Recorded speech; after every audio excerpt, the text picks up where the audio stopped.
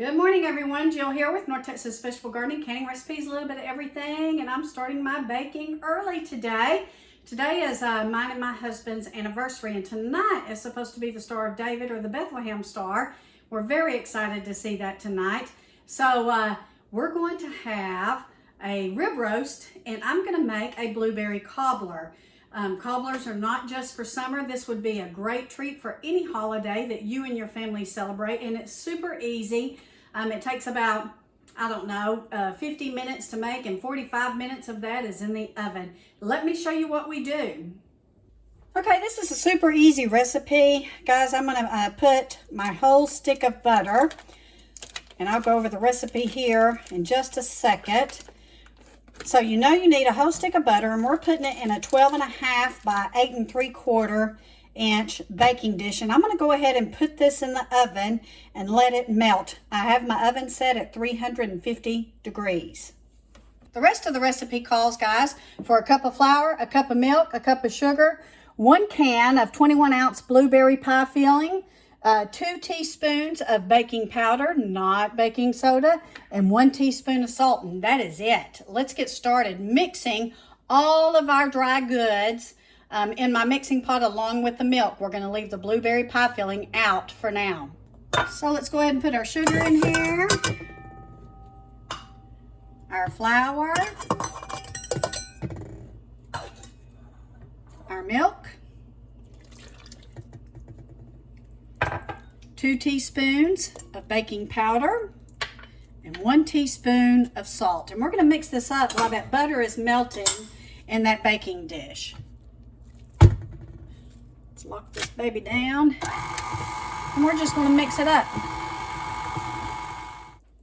Our butter has melted, so now it's time to add our beaten mixture. So you want to pour this directly on the melted butter. You don't want to stir it, guys. You don't want to stir it.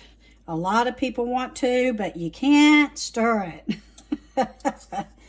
So now it's time to add our canned blueberries. I added just a little bit of water to thin them out so that I could spoon it in, and we're not going to stir it after we add these blueberries. Try to get it as uniform as you can. And just remember that as this heats up, the blueberries will start to spread out, and your crust will form on top. Ugh, this is going to be so good. I've tried to grow blueberries here, and it just gets too hot. We don't have any shade on our property right now, but maybe someday.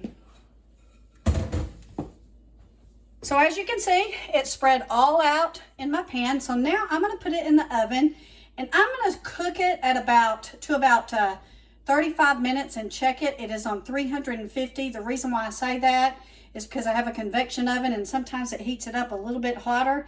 So let's put this in the oven. Okay, I've set my oven on 30 minutes. I'm going to see what happens here. Make sure we don't overcook it. This is going to be very exciting.